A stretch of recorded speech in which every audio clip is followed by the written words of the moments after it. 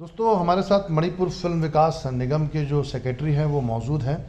आइए जानते हैं मणिपुर फिल्म के विकास के लिए उनका जो बोर्ड है वो क्या कर रहा है। सबसे पहले मेरा एक सवाल है आपसे, आपका स्वागत है बहुत बहुत अपना मोर्चा.com के लिए। मैं ये जानना चाह रहा था कि जो मणिपुरी फिल्में हैं, जो भी यहाँ के निर्देशक फिल्म बनाते हैं या जो क्रिएटिव लोग जो फिल्म बनाते हैं, उसके लिए आपका बोर्ड उनको किस तरह की आर्थिक सहायता देता है। जैसे बहुत सारी जगहों पे वो जो बजट होता है, यूपी में एक दीन बंधु योजना होती है, कोई योजना होती है, उस योजना के तहत फिल्म प्रोड्यूसरों को, निर्माताओं को, निर्देशकों को आर्थिक मदद दी जाती है। क्या मणिपुर के फिल्मकारों को, सृजनकारों को मदद दी जाती है कुछ ऐसी? Actually, we had similar incentive program when earlier we had this Manipur Film Development Corporation. So now that corporation has winded up and we only have this Manipur State Film Development Society, which is given the mandate to do activity that promotes and develop this visual form, art form, to aid development and to have a good cinematic culture in the state. But as of now, Manipur government has come out with a film policy, and within that policy we have various incentive and encouragement programs that we offer to award-winning films and artists. In fact, Manipur government has started giving pension to artists, including film artists, film crew, technicians and directors who have reached the age of 60. So the government gives them pension. मतलब कलाकारों को जो फिल्मों में काम करने वाले हैं, उनको पेंशन देने की कोई योजना आपकी सरकार मिलती है, वो लेकर के चल रही है। लेकिन मैं जानना ये चाह रहा था कि वो तो पेंशन तो ठीक है, जो फिल्म बनती है उस फिल्म के लिए, जैसे मान लीजिए 30 लाख रुपए का बजट है, तो सरकार की ओर से सब्सिडी क्या दी जाती है? सब्सिडी पहले तो वो जो मैं बता रहा था कि Manipur state film development corporation जो पहले था, उस समय हम लोग सेलुलॉइड फिल्म प्रोडक्शन के लिए 2 लाख सब्सिडी देते थे। पर अभी मणिपुर में सेलुलॉइड नहीं बनता है, अभी ख़त्म हो गया। तो डिजिटल जो आ गया है टेक्नोलॉजी, उसके बारे में तो गवर्नमेंट और ये विभाग कुछ सोचा नहीं, पर पॉलिसी में है। पॉलिसी में और हमारा एग्जीक्यूटिव बोर्ड में जो डिसीजन लिया है, वो हमारा मीटिंग में हम बोल रहे, गवर्नमेंट को बोल रहे हैं कि जो सब्सिडी देते थे वो सेलुलॉइड प्रोड्यूसर को, ये अमाउंट बढ़ा दे और इसको अवार्ड विनिंग फिल्म अवार्ड जो मणिपुर का जो नेशनल अवार्ड और इंटरनेशनल अवार्ड जो लाता है, वो फिल्म को हम इंसेंटिव के वास्ते कितने रुपयों की मांग की है बढ़ा करके कुछ ऐसा? इससे पहले आपने बताया 2 लाख दिया जाता। 2 लाख है। अभी हम लोग बता रहे, हम लोग मतलब मीटिंग में जो बातचीत हो रहे थे 5 लाख करने का है। अच्छा, एक बात बताइए कि आपने हिंदी फिल्मों पर यहाँ पर एक तरह से बैन ही है, नहीं दिखाई जाती, लेकिन नहीं हो, हमने मतलब जो भी यहाँ की जनता ने तय करके रखा हुआ हो। जनता नहीं, वो मिलिट्री ने तय करके। मैं ये जानना चाह रहा था कि हिंदी फिल्में तो नहीं दिखाई जाती, लेकिन मणि फिल्म पूरी जो फिल्में हैं जिनसे बातचीत हो रही थी, वो भी तो बहुत मारधाड़ और दूसरे तरह के लव ट्रायंगल और वो हिंदी फिल्मों की कॉपी करके ही बन रही है। उसका विरोध क्यों नहीं है? एक तरफ तो आपकी साहित्यिक, सांस्कृतिक और आप कल्चर को बचाने की पूरी बात करते हैं, लेकिन मणिपुरी में जो कचरा परोसा जा रहा है उसको लेकर के आप लोग क्या सोचते हैं? उसके लिए क्या करते हैं? नहीं, उसका जो मणिपुर मतलब मणिपुरी में करेंगे तो ठीक है और हिंदी वाले करेंगे तो कुछ गलत ऐसा है? ऐसा नहीं है। जो आपने इशू रेज किया है ना, उसको एड्रेस करने के लिए एक बॉडी है मणिपुर में, एपेक्स बॉडी है, और बोलते हैं, नाम है फिल्म फोरम मणिपुर। तो because in Manipur filmmaking is comparatively new and we have no institute that is giving professional training to our film community. So this body has taken up the responsibility to ensure that the medium is not misused and the medium does not, because the film community is not properly trained and properly have experience. So the Film Forum Manipur ensures that the medium is not misused and care is taken to preserve, not to transgress the culture of the land. And in fact, the medium goes on to promote Manipur culture and Manipur language. So we have this Manipur Film Forum Manipur that oversees that films don't do vulgarity and then violence without maintaining the social and ethos of this our culture. मैं एक सवाल और पूछ रहा, एक दो सवाल छोटे से और हैं मेरे। जैसे आपने कहा कि उसको देखने के लिए एक निगरानी समिति, जिसको बोल सकते हैं निगरानी कमेटी, वो देख रेख करती है। मुझे बताइए कि पूरे मणिपुर की जो आबादी है 6 से 10 लाख के आसपास होगी पूरे राज्य की? Around 30 lakhs. 30 लाख के आसपास। 30 लाख की आबादी में थिएटर कितने हैं, सिंगल थिएटर कितने हैं, सिंगल सिनेमा के हॉल कितने हैं? अभी थिएटर अभी लाइसेंस जो थिएटर है officially there is no theatre in Manipur, officially there is no theatre, but and then the viewing habit, जो फिल्म देखने का तरीका है, पहले तो हॉल में जाते थे और देखते थे, पर अभी लोग का फिल्म देखने का कल्चर चेंज हो गया। फिल्म ज़्यादा से ज़्यादा फिल्म OTT प्लेटफॉर्म में देखते हैं और फिल्म पेन ड्राइव में, DVD में और ऐसा ज़्यादा देखता है। तो मणिपुर में भी ऐसा हो रहा है और फिल्म थिएटर में कम देखता है, प्राइवेटली देख रहा है। थिएटर बंद हुए हैं क्या? यहाँ पे जो सिंगल थिएटर हैं वो गिरे हैं, उनकी जगह कॉम्प्लेक्स ने ले ली है, या ये कितने, अब टोटल मणिपुर में कितने सिंगल थिएटर होंगे जो खत्म हो गए?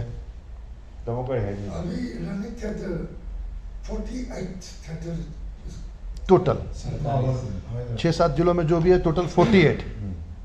तो लेकिन 48 भी पूरा नहीं चला है, अभी 27 चल रहा है। नहीं, अभी मणिपुर जो इम्फाल एरिया में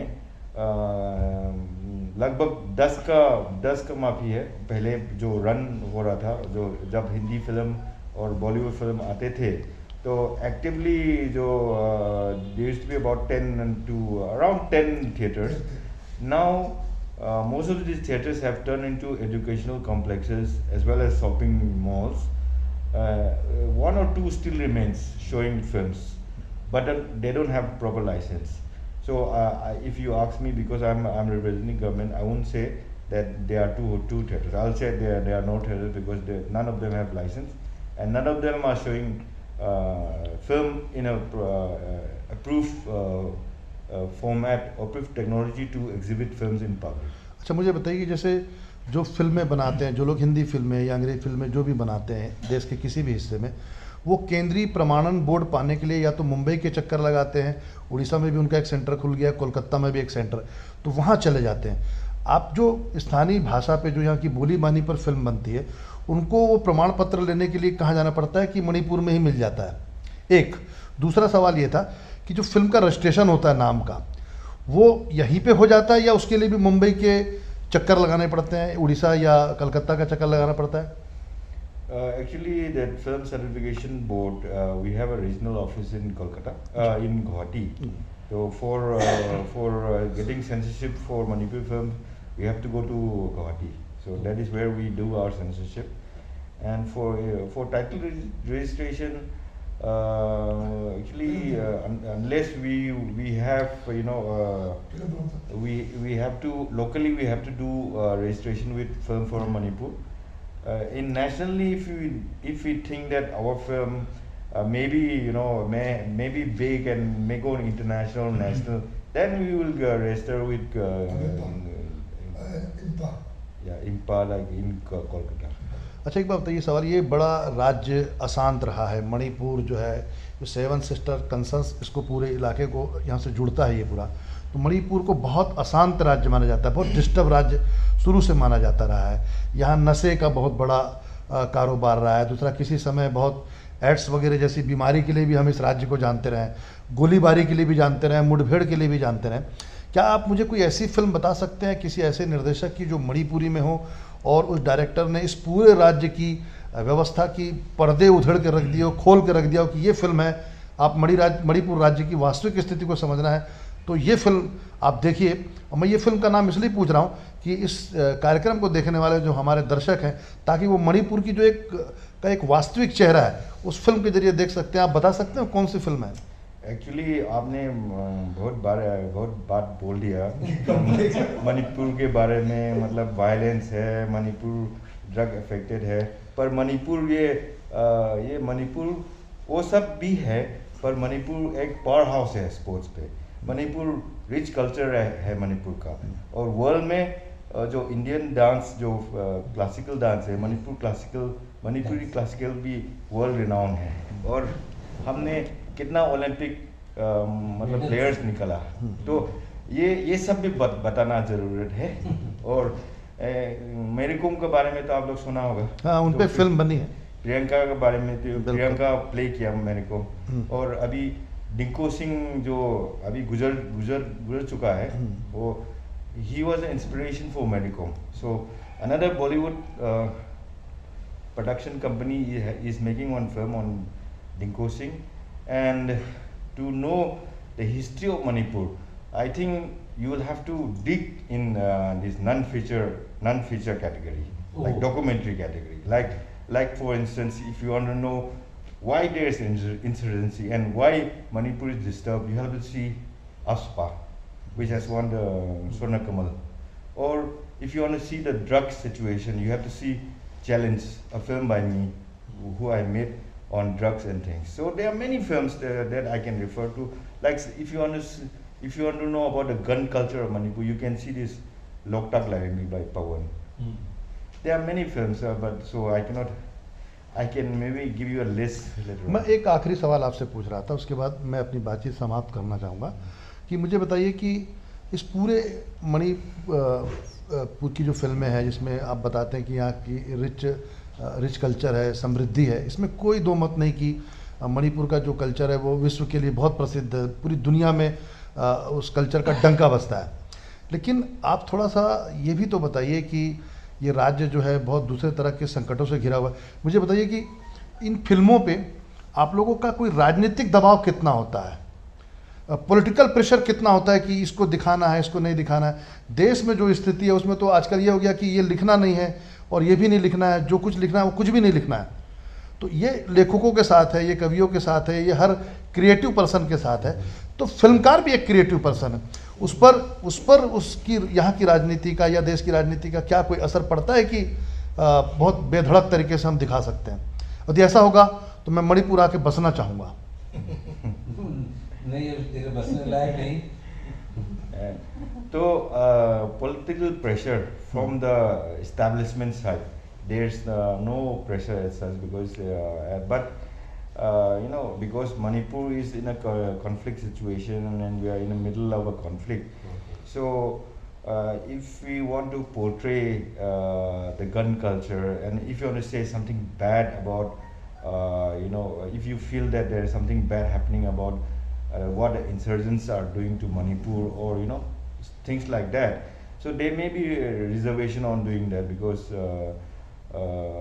you may end up in a wrong side of the fence, because you'll have to take care of your thing. So in that sense, there is a limit to what you can say openly. But as a creative person, as you are a poet, as you are a writer, there's always a way to creatively deal with restriction and pressures. So like that, our creative person have been dealing with issues, highlighting issues that you won't express openly, but creatively you have put through, and that message is reflected in their work of art, I would say. आखिरी सवाल आपसे, आप मणिपुर के एक अच्छे फिल्मकार भी हैं और फिलहाल मणिपुर फिल्म विकास बोर्ड के आप सेक्रेटरी भी हैं, उस एक क्रिएटिव पर्सन तो हैं ही।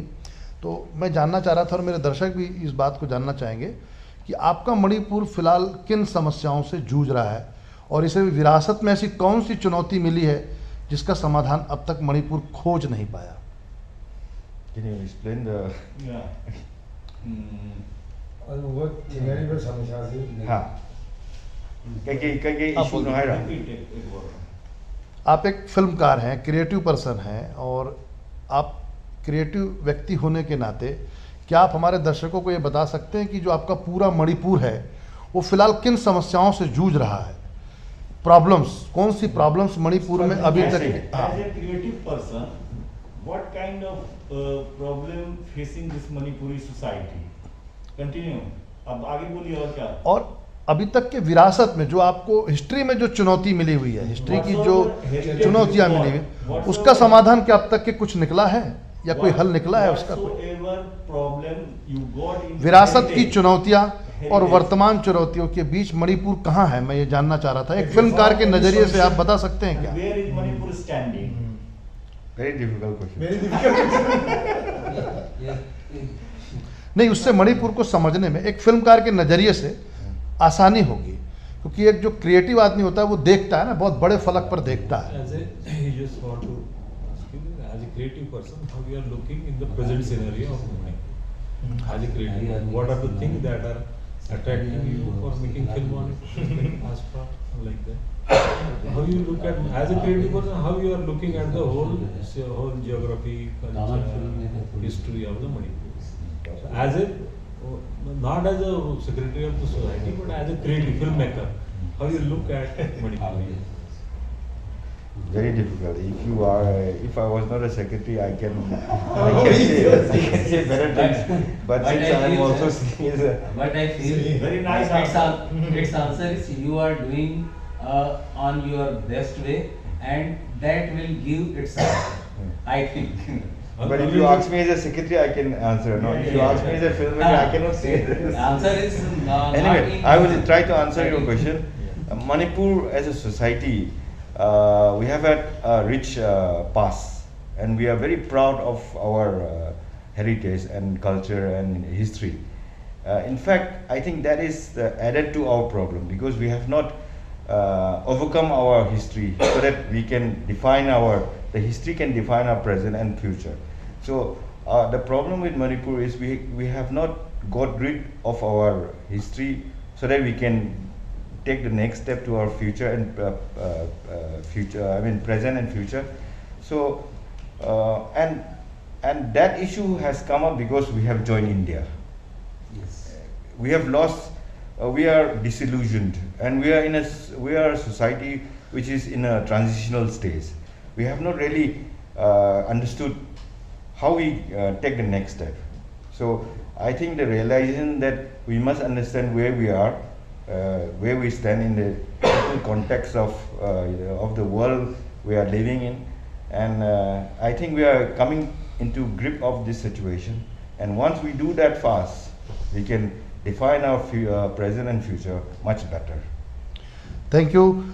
1 मिनट, हमारे साथ मणिपुर फिल्म विकास बोर्ड सोसाइटी के जो सेक्रेटरी थे वो बातचीत कर रहे थे। दोस्तों, मैं कैमरा थोड़ा सा घुमाता हूँ। आज हम लोग यहाँ मणिपुर इम्फाल जो है उसकी राजधानी पे थे, तो हमने इनसे मिलना ज़रूरी समझा। मेरे सामने जो है वो प्रफुल्ल सलेदार जी हैं, नागपुर के बहुत वरिष्ठ कवि हैं। हम इस एक आयोजन में आए थे, उनके बाजू में ठीक बैठे हैं एक फिल्मकार जी। आपका नाम हम जानना चाहेंगे? जी जी। मनोज रुपड़ा नागपुर से हैं, वो कथाकार हैं, वे भी हमारे साथ हैं।